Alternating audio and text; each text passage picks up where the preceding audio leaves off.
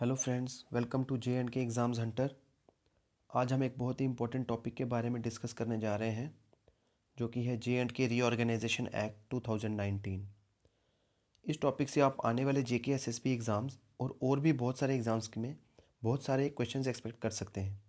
तो आइए शुरू करते हैं आज का ये वीडियो। पहले हम पढ़ेंगे इस एक्ट के इंट्रोडक्शन के बारे में कि एक्चुअली में ये एक्ट है क्या। तो it is an act of parliament of India containing provisions to reconstitute the Indian administered state of J&K into two Indian administered union territories, namely Jammu and Kashmir and Ladakh, becoming effective on 31st October 2019। अब ये act है क्या? ये parliament of India का act है जिससे कि जो state of Jammu and Kashmir है उसको दो हिस्सों में बांट दिया गया। एक हिस्से का नाम रखा गया union territory of Jammu and Kashmir और दूसरे हिस्से का नाम रखा गया यूनियन टेरिटरी ऑफ लद्दाख। और ये कब से इफ़ेक्टिव है? 31 अक्टूबर 2019 से।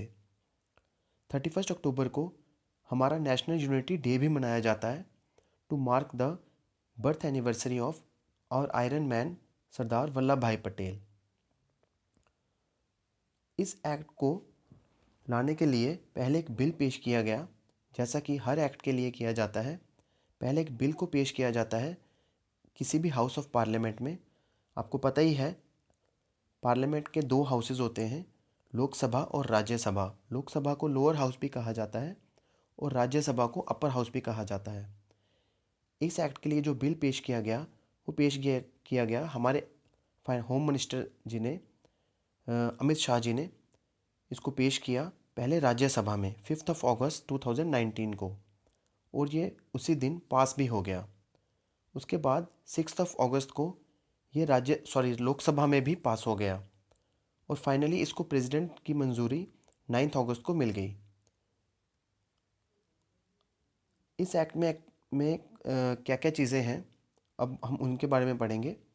इस एक्ट में 14 पार्ट्स हैं, 103 क्लॉजेज हैं। क्लॉजेज को हम आर्टिकल्स भी कहते हैं।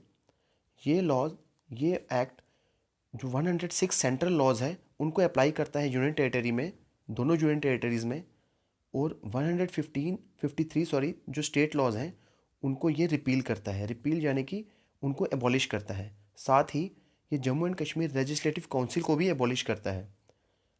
ये क्या है कि पहले हमारा एक जो लेजिस्लेचर था J&K का, वो एक बाई कैमरल लेजिस्लेचर था। बाई कैमरल लेजिस्लेचर का मतलब है कि जम्मू एंड कश्मीर में एक Jammu and Kashmir state legislative council भी होती थी और एक लेजिस्लेटिव असेंबली भी होती थी।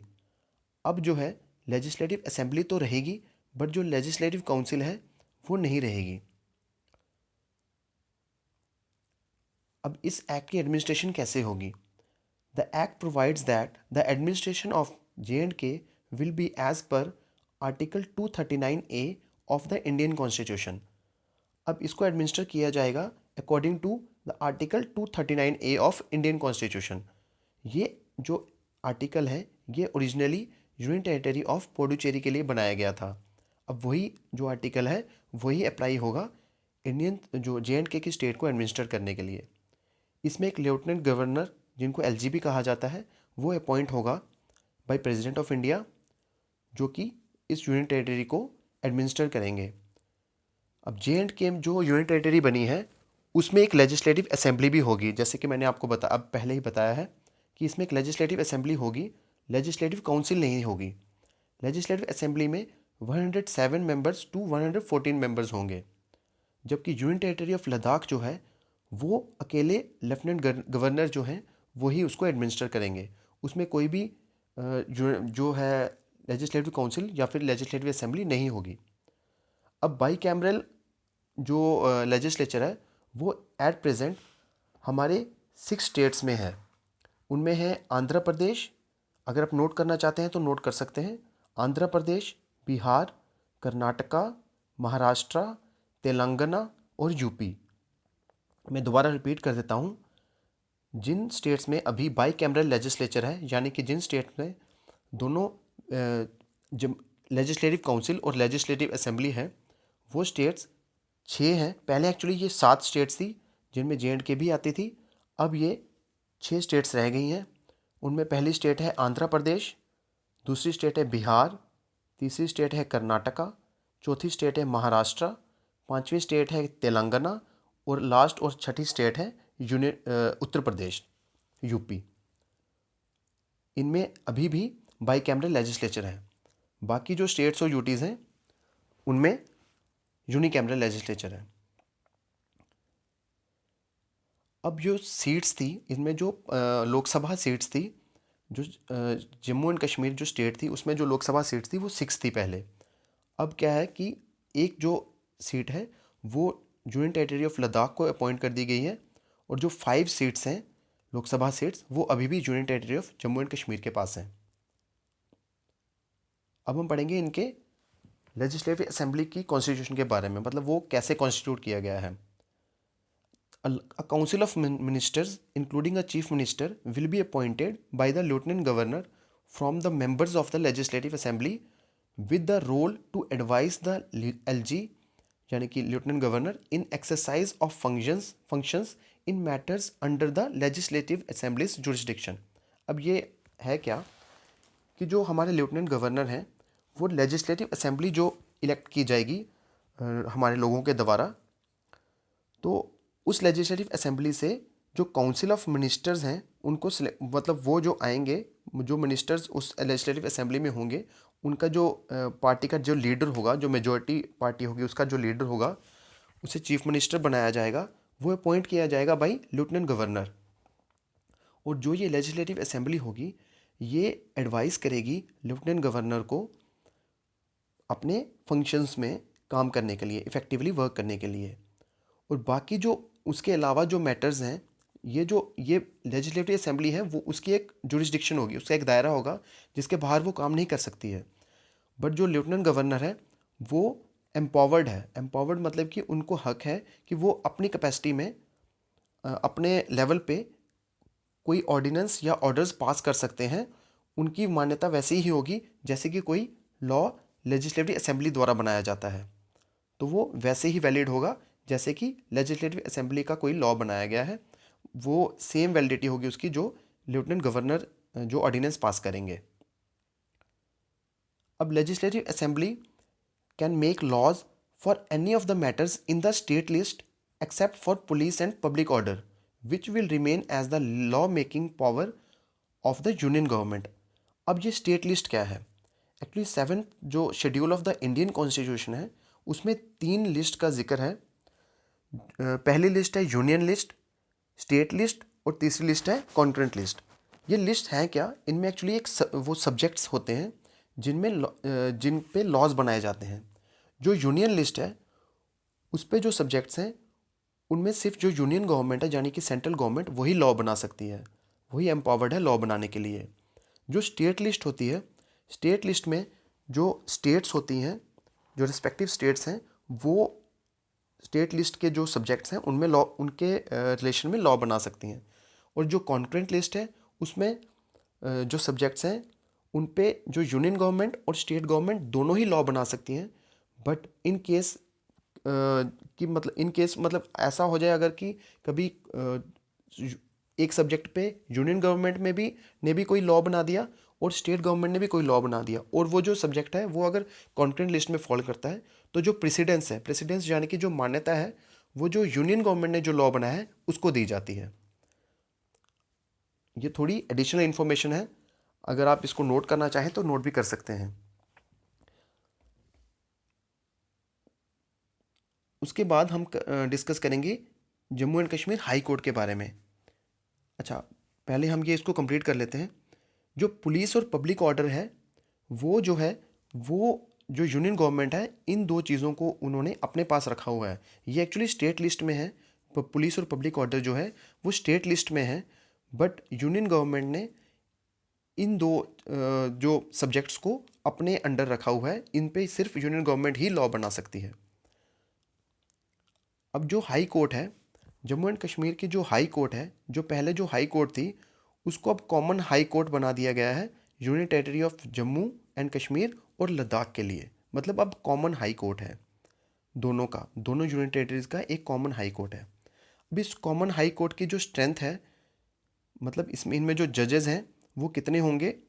वो टोटल जो स्ट्रेंथ है वो है 17, जिनमें से जो 13 जो हैं वो परमानेंट जजेस होंगे और 4 एडिशनल जजेस होंगे। जो हाई कोर्ट जो बनी है, जो हाई कोर्ट को जो कॉन्स्टिट्यूट हुई, उसके जो जम्मू एंड कश्मीर जो यूटी की जो कॉमन हाई कोर्ट है, उसकी जो फर्स्ट चीफ जस्टिस हैं वो हैं गीता मित्तल जी। आप चाहें तो इसको भी नोट कर सकते हैं, ये इम्पोर्टेंट है। गीता मित्तल जी जो हैं वो first chief justice of the union territory of high court of Jammu and Kashmir हैं। ठीक है। अभी जो प्रेजेंट जो चीफ जस्टिस हैं उनका नाम पंकज मित्तल जी है, बट जो फर्स्ट चीफ जस्टिस थी वो थी गीता मित्तल जी। ऐसे ही जो फर्स्ट लेफ्टिनेंट गवर्नर थे जो union territory of Jammu and Kashmir के, वो थे श्री जी मुर्मू जी। और अभी जो प्रेजेंट जो लेफ्टिनेंट गवर्नर हैं जम्मू एंड कश्मीर यूटी के, वो हैं श्री मनोज सिन्हा जी। जबकि जो लेफ्टिनेंट गवर्नर लद्दाख यूटी के हैं, वो अभी भी जो पहले थे वही हैं, जिनका नाम है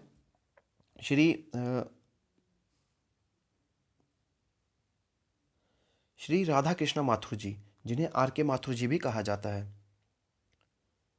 अब हम पढ़ेंगे अडेप्टेशन ऑर्डर्स के बारे में। एक्चुअली ये अडेप्टेशन ऑर्डर्स है क्या? अब जैसे ही ये एक्ट लागू हुआ तो इसको अडेप्ट करने के लिए, यानी कि इसको अपनाने के लिए कुछ ऑर्डर्स पास किए गए। उन ऑर्डर्स को अडेप्टेशन ऑर्डर्स कहा जाता है।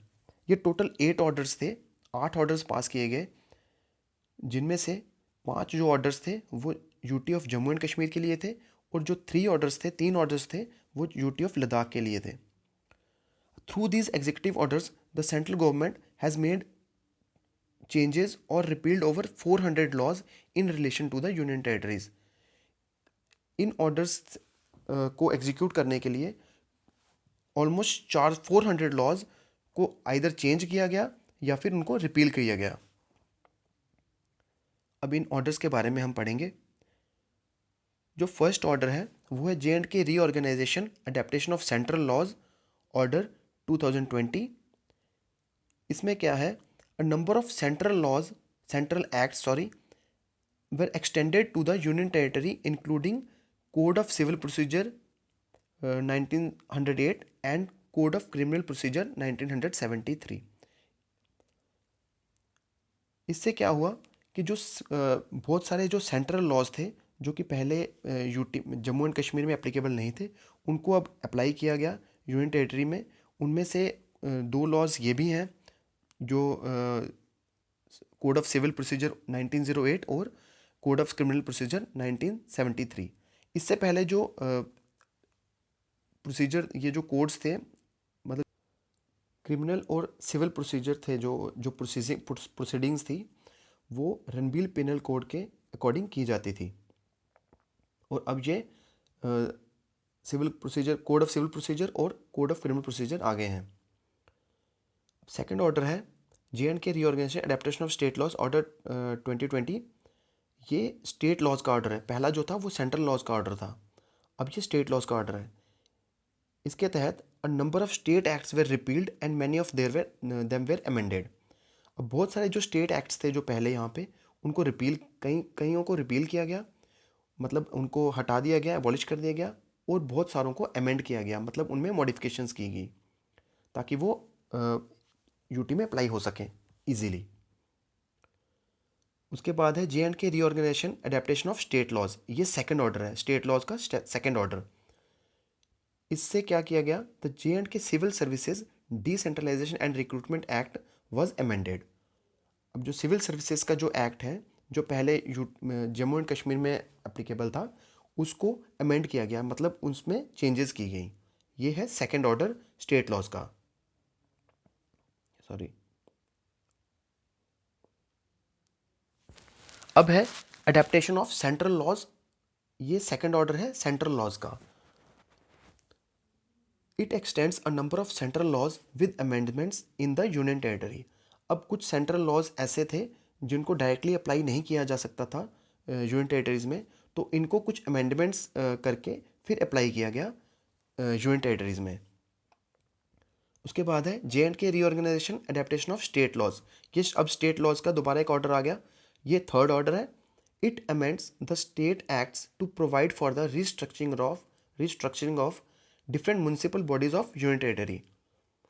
ये क्या है, इससे क्या है कि जो कुछ स्टेट एक्ट्स थे ऐसे, उनको अमेंड किया गया ताकि म्यूनिसिपल बॉडीज़ जो हैं, म्यूनिसिपैलिटीज़ हैं हमारी यूनियन टेरिटरी की, उनको रीस्ट्रक्चर किया जा सके, मतलब उनको दोबारा बनाया जा सके, उनकी रिकॉन्स्टिट्यूशन की रिस्ट्रक्चरिंग की जा सके, उसको अमेंड किया गया, मतलब उनमें मॉडिफिकेशंस की गई हैं। उसके बाद है J and K reorganisation adaptation of state laws. ये भी एक स्टेट लॉ है। एडेप्टेशन ऑफ स्टेट लॉज मतलब स्टेट लॉज को अडेप्ट करने के लिए ये फोर्थ ऑर्डर है। इससे क्या किया, इसने जो जे एंड के पंचायती राज एक्ट था 1989 का, उसको अमेंड किया। अब जे एंड के पंचायती राज, अब जैसे पता है आपको कि पहले जे एंड के का अपना कॉन्स्टिट्यूशन था, तो उसमें भी एक जे एंड के पंचायती राज एक्ट था, उसको अमेंड किया गया इस ऑर्डर के तहत। उसके बाद है J and K reorganisation adaptation of state laws. ये भी एक स्टेट लॉज में की एडेप्टेशन के लिए ऑर्डर आया। ये है fifth order. It extends a number of central laws with amendments in the union territory. इसने भी क्या किया, बहुत सारे जो सेंट्रल लॉज थे उनको अमेंड किया और फिर अप्लाई किया यूनियन टेरिटरी में। यह है adaptation of state laws order number 5।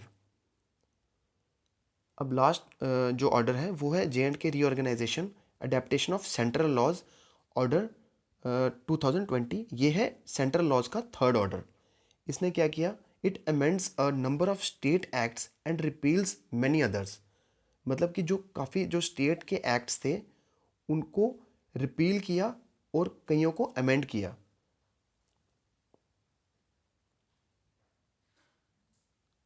अब हम पढ़ेंगे इंपॉर्टेंट अमेंडमेंट्स के बारे में। अमेंडमेंट्स यानी कि मॉडिफिकेशंस। इस एक्ट में क्या क्या अमेंडमेंट्स की गई। तो पहली अमेंडमेंट जो है, वैसे तो बहुत सारी अमेंडमेंट्स की गई हैं, बट जो बहुत ही इंपॉर्टेंट, ज़्यादा इंपॉर्टेंट अमेंडमेंट्स हैं, हम उनके बारे में डिस्कस करेंगे। पहली जो अमेंडमेंट है वो रिगार्डिंग द सिविल सर्विसेज जो कैडर है उसके रिगार्डिंग है। तो G Kishan Reddy, the minister of state of home affairs, introduced Jammu and Kashmir reorganisation amendment bill 2021 to replace the existing ordinance for the same. इसके लिए पहले एक ऑर्डर था, मतलब इसी ऑर्गेनाइजेशन एक्ट से पहले एक ऑर्डर था जो कि कैडर डिसाइड करता था। सिविल सर्विसेज का जो कैडर है वो डिसाइड करता था, वो स्टेट खुद डिसाइड करती थी। आपको पता होगा जैसे जो केएएस थे, जो कश्मीर एडमिनिस्ट्रेटिव सर्विसेज था, वो इसी के अकॉर्डिंग डिसाइड किया जाता था, इस ऑर्डिनेंस के अकॉर्डिंग। अब इसको अमेंड किया गया। The ordinance merged the Jammu and Kashmir cadre of civil services officers with the Arunachal Pradesh, Goa, Mizoram union territory cadre. अब एक AGMUT कैडर है, ये एक्चुअली ये अरुणाचल प्रदेश, गोवा और मिजोरम जो है यूनियन टेरिटरी, इन तीनों को मिला के एक कैडर बनाया गया है सिविल सर्विसेज ऑफिसर्स का।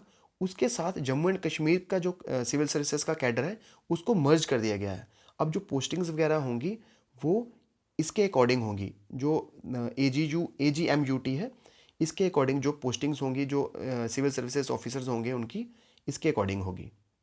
तो ये किन्होंने पेश किया था, सॉरी हाँ, किन्होंने पेश किया था ये ऑर्डर, जी कृष्ण रेड्डी जी ने। अब हम पढ़ेंगे डिलिमिटेशन के बारे में। डिलिमिटेशन क्या है, delimitation of parliamentary constituencies. Parliamentary constituencies जो हैं उनकी डिलिमिटेशन की गई है, मतलब उनको कम किया गया है। A 3-member delimitation commission was formed for the delimitation of the Union Territory of Jammu and Kashmir, chaired by retired Justice Ranjana Prakash Desai. ये एग्जाम्स पॉइंट ऑफ व्यू से बहुत इंपॉर्टेंट है कि क्वेश्चन आ सकता है कि डिलिमिटेशन कमीशन JNK के लिए बनाया गया, उसको चेयर किसने किया है। तो ये है रंजना, एक रिटायर्ड जज हैं, सॉरी रिटायर्ड जस्टिस हैं रंजना प्रकाश देसाई जी। उन्होंने इसको चेयर किया था, मतलब वो इसकी चेयरमैन थी, चेयरपर्सन कह सकते हैं। तो पार्लियामेंट्री कॉन्स्टिट्यूएंसी अब JNK की कैसी है। 5, जैसे कि पहले मैंने आपको बताया था कि पहले 6 सीट्स पार्लियामेंट्री सीट्स थी हमारी, मतलब JNK की। उसमें से अब 5 JNK की रह गई हैं और एक जो है वो लद्दाख को दे दी गई है। अब पार्लियामेंट्री कॉन्स्टिट्यूंसी जो जे एंड के की है, उनमें जो 5 कॉन्स्टिट्यूंसी है वो कौन कौन सी हैं? बारामूला है पहली। बारामूला में सिर्फ बारामूला डिस्ट्रिक्ट आएगी। श्रीनगर दूसरी है, उसमें श्रीनगर डिस्ट्रिक्ट आएगी। अनंतनाग तीसरी है, उसमें अनंतनाग डिस्ट्रिक्ट आएगी। उधमपुर में उधमपुर, डोडा और कठुआ डिस्ट्रिक्ट्स आएंगी।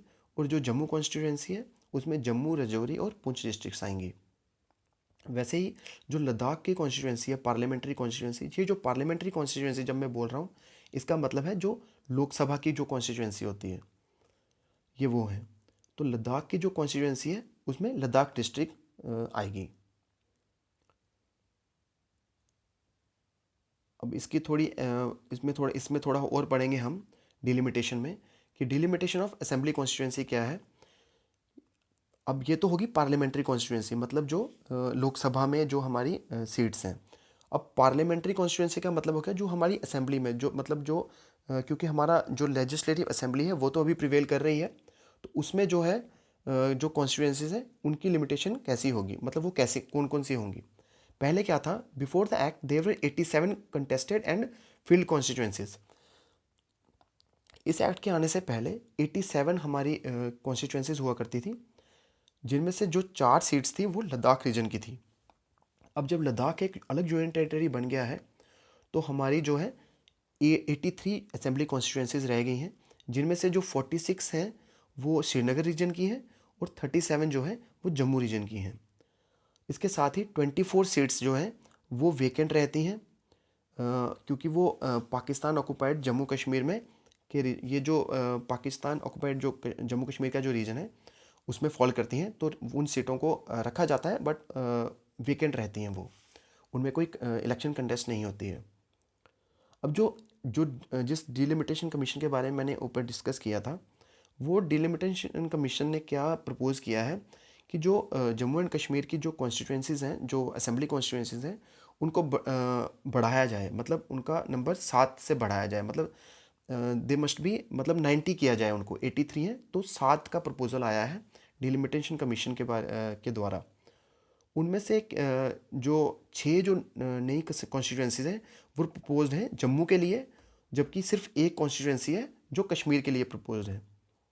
इससे काफ़ी थोड़ा कॉन्फ्लिक्ट भी हुआ है काफ़ी स्टेट में, सॉरी यूनियन टेरिटरी में, कि कश्मीर को सिर्फ एक ही असेंबली कॉन्स्टिट्यूंसी दी जा रही है और जम्मू को जे.एंड.के को जो है, जम्मू को सॉरी जो है वो 6 कॉन्स्टिट्यूंसीज दी जा रही हैं। ये अभी प्रपोज़ल है, इसको अभी फाइनलाइज नहीं किया गया है। अब हम पढ़ेंगे जो रिमूवल ऑफ डिफ़िकल्टीज ऑर्डर्स के बारे में। रिमूवल ऑफ डिफ़िकल्टीज ऑर्डर क्या है कि जो ये एक्ट आया है, अब इसको अडेप्ट कर लिया है, बट अडेप्ट करने में भी कई बारी कुछ डिफ़िकल्टीज आती हैं, तो उन डिफ़िकल्टीज़ को हटाने के लिए ये एक ऑर्डर पास किया गया प्रेसिडेंट के द्वारा। इसके बारे में हम पढ़ेंगे। ये क्या है, in exercise of the powers conferred by section 103, जैसे कि मैंने आपको बताया था कि इसमें 103 क्लॉजेज हैं। ये जो 103 जो लास्ट क्लॉज है, उसके तहत मतलब जो पावर मिल रही है प्रेसिडेंट को डिफ़िकल्टीज ऑर्डर को रिमूव करने के लिए, ये वही है। In exercise of the powers conferred by Section 103 of Jammu and Kashmir Reorganization Act 2019, the President makes the following orders, namely the Jammu and Kashmir Reorganization Removal of Difficulties Order 2019। ये order president ने मतलब president ने इस order को पेश किया। पहले order में क्या किया गया, द जजेस of the high court of Jammu and Kashmir for the existing state of Jammu and Kashmir holding office immediately before the appointed day. अब जब मैं अपॉइंटेड डे बोल रहा हूँ, अपॉइंटेड डे का मतलब है जिस दिन ये यूटीज़ जो है इफेक्टिव हुई थी। तो ये इफेक्टिव कब हुई थी, मैंने आपको पहले ही बताया है, ये इफेक्टिव हुई थी 31 अक्टूबर 2019 को। तो ये जब भी मैं अपॉइंटेड डे के बारे में बोलूँगा, अपॉइंटेड डे जब भी मैं ये वर्ड बोलूँगा, तो आप समझ जाना कि ये 31 अक्टूबर 2019 की बात हो रही है। तो जो इसमें बताया गया कि जो जजेस जो थे high court of Jammu and Kashmir के, अपॉइंटेड डे से पहले मतलब 31 अक्टूबर से पहले जो जजेस ऑफ हाई कोर्ट के थे जम्मू एंड कश्मीर के, वो मतलब उनको वैसा ही मान्यता मिलेगी मतलब उनकी ओथ और एफर्मेशन, मतलब जो उन्होंने शपथ वगैरह ली है, वो आर्टिकल 217 के तहत मतलब उनको अपॉइंट किया जाएगा, और जो उनकी ओथ एंड एफर्मेशन होगी वो आर्टिकल 219 ऑफ द कॉन्स्टिट्यूशन रहेगा। मतलब आप ऐसा समझ लीजिए कि ऐसा माना जाएगा कि जो जजेस ऑफ हाई कोर्ट हैं उनको अपॉइंट किया गया है according to article 217 of the constitution of India, और उनकी जो ओथ और एफर्मेशन मतलब कि जो उनकी शपथ जो हुई है वो according to article 219 of the constitution of India हुआ है। मतलब उनको मान्यता वैसे ही दी जाएगी। And shall continue to function as the जजेस of common high court of both the UTs. मतलब अब जैसे मैंने आपको बताया था कि अब जो हाई कोर्ट है वो कॉमन हाई कोर्ट रहेगी, UT of Jammu and Kashmir और यूटी ऑफ लद्दाख की एक ही हाई कोर्ट होगी। बस उनमें ये चेंज हो गया है, मतलब कि अब उनकी जो अपॉइंटमेंट समझ लो की हुई है वो आर्टिकल 217, और जो उनकी ओथ अफर्मेशन हुई है वो article 219 of the constitution of India हुआ है। पहले जो ये ओथ और जो अपॉइंटमेंट थी वो according to the constitution of Jammu and Kashmir, जो अलग कॉन्स्टिट्यूशन था जम्मू एंड कश्मीर का, उसके अकॉर्डिंग थी। अब ये चेंज हो गया है। ऐसे ही एनीथिंग डन और any action taken by the advisory committee established before the appointed day shall for all purposes be deemed to be valid and operative as if such things had been done or such actions had been taken after the appointed day under the principal act। अब ये क्या है, जो advisory committee ने कोई भी अगर decision लिया है अपॉइंटेड डे से पहले, मतलब 31 अक्टूबर से पहले, 31 अक्टूबर 2019 से पहले अगर एडवाइजरी कमेटी जो है उसने अगर कोई डिसीजन लिया है या कोई ऑर्डर पास प्रपोज किया है, वो वैलिड रहेंगे। मतलब उनमें कोई भी चेंजेस नहीं होंगी, वो बिल्कुल एग्जैक्टली वैसे ही वैलिड रहेंगे। उनको ऐसा माना जाएगा कि जैसे कि वो इस एक्ट के बनने के बाद ही मतलब वो प्रपोज किए गए हैं या वो बनाए गए हैं। उसके बाद द union public service commission shall make recruitment for group A and group B, जो कि गजटेड पोस्ट हैं, in respect of the union territory of Ladakh only. मतलब अब जैसे कि मैंने आपको बताया कि लद्दाख की जो एडमिनिस्ट्रेशन है वो लद्दाख को जो है डायरेक्ट, जो यूनियन गवर्नमेंट है मतलब सेंट्रल गवर्नमेंट, वो डायरेक्टली एडमिनिस्टर करेगी।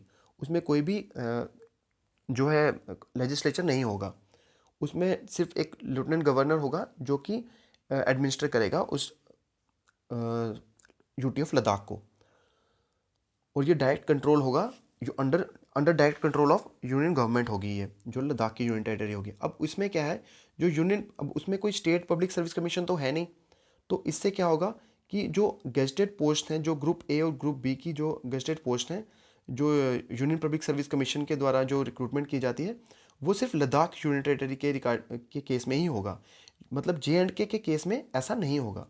जे एंड के केस में अभी भी जो Kashmir administrative Jammu and Kashmir administrative services हैं वो चलती रहेंगी।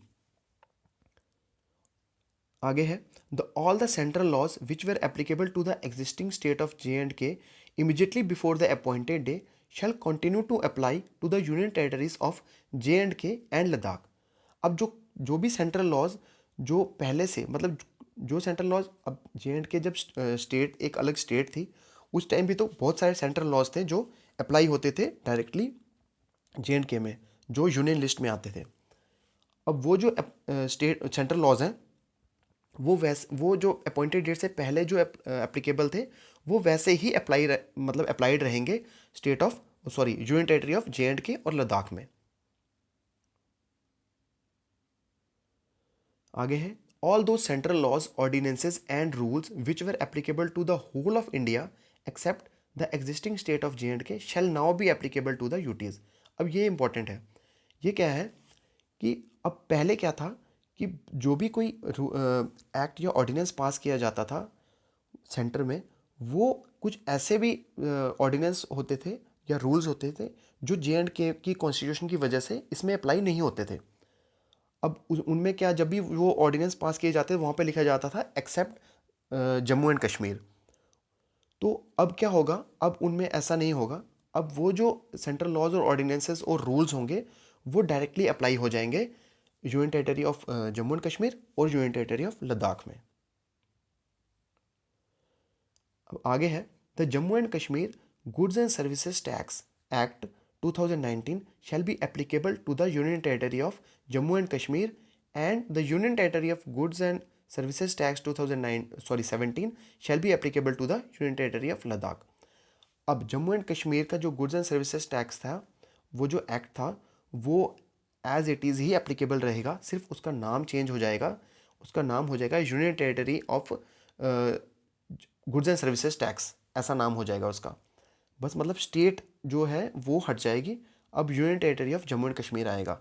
बट जो जो टैक्स के जो प्रोविजंस थे वो सेम रहेंगे, जो Jammu and Kashmir goods and services tax के थे.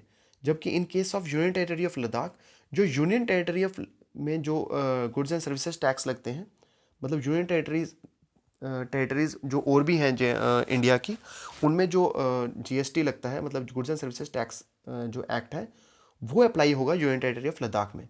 क्योंकि यूनियन टेरिटरी ऑफ जो लद्दाख है वो डायरेक्टली एडमिनिस्टर की जा रही है यूनियन गवर्नमेंट के द्वारा. जबकि जम्मू एंड कश्मीर जो यूनियन टेरिटरी है, वो एडमिनिस्टर तो की जा रही है यूनियन गवर्नमेंट के द्वारा, बट उसमें एक अपना स्टेट लेजिस्लेचर भी है. तो इसलिए उसमें जम्मू एंड कश्मीर का जो गुड्स एंड सर्विसेज टैक्स जो 2017 पहले से है वही अप्लाई किया जाएगा. तो आज का वीडियो हमारा इतना ही है. आपको अगर ये वीडियो अच्छा लगा तो प्लीज़ इस चैनल को सब्सक्राइब करें, और भी ऐसे वीडियोस बनाने के लिए, देखने के लिए. और अभी तक अगर आपने सब्सक्राइब नहीं किया है तो प्लीज़ सब्सक्राइब करें और बेल आइकन को प्रेस करें. आगे भी हमें और वीडियोस बनाने के लिए मोटिवेट करें. And thank you.